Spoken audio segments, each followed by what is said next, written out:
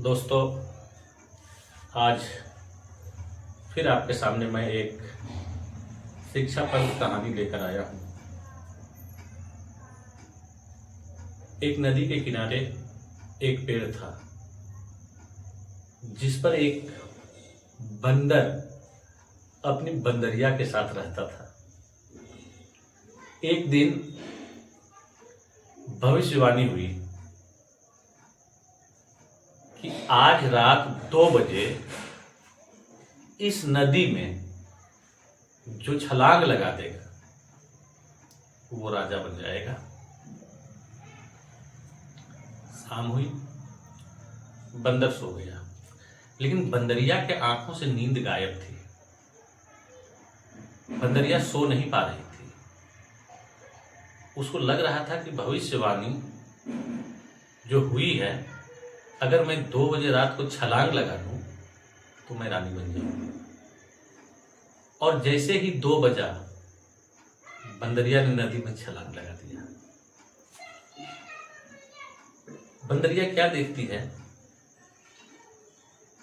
कि वो बंदरिया से एक औरत बन गई है, खूबसूरत, लिबास अच्छे, बिल्कुल रानी की तरह। सुबह जब हुआ, बंदर का आंख खुला तो बंदर ने अपने बंदरिया को नहीं देखा। रानी से बंदर ने पूछा कि तुम कौन हो और यहां कैसे आई हो? यहां इस पेड़ पर मेरे साथ मेरी ही जैसी एक बंदरिया रहती थी, वो कहां गई है? क्या तुमने उसे देखी है? रानी मुस्कुराई और बोली कि वो बंदरिया मैं ही हूं।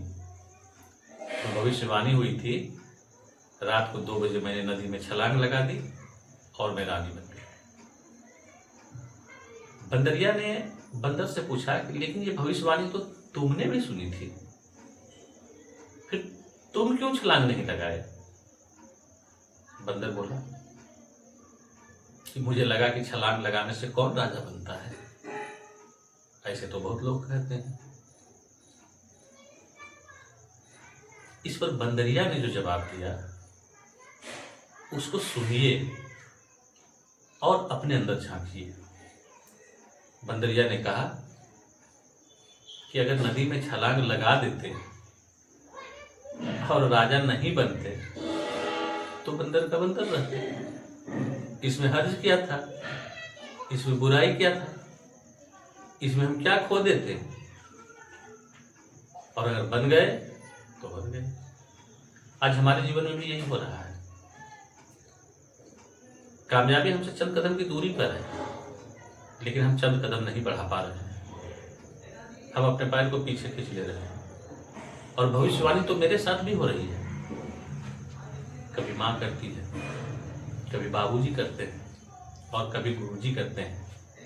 अपनी भविष्यवाणी में तरक्की के रास्ते हर कोई बताता है, लेकिन बंदर की तरह हमें यकीन नहीं होता है।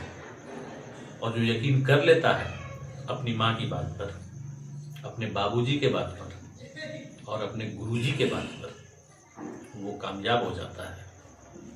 इसलिए हमें चाहिए कि बड़ों की बात को माने